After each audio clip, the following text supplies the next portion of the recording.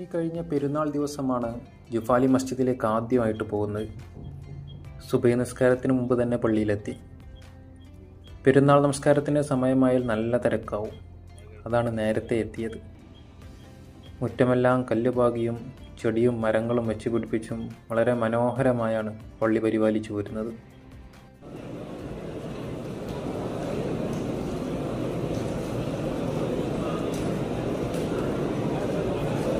Juffali മസ്ജിദ് അഥവാ തലവെട്ട് പള്ളി എന്നാണ് മലയാളികൾ വിളിക്കുന്നത്.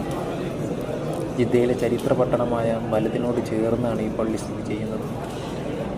1987 നിർമ്മിച്ച ഈ പള്ളി ഡിസൈൻ ചെയ്തത് ഈജിപ്തുകാരനായ അബ്ദുൽ വാഹിദ് അൽ വക്കീലാണ്.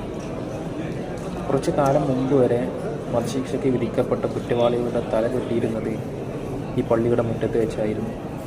അതുകൊണ്ടാണ് മലയാളികൾ ഇതിനെ തലവെട്ട് പള്ളി എന്ന് വിളിക്കുന്നത്.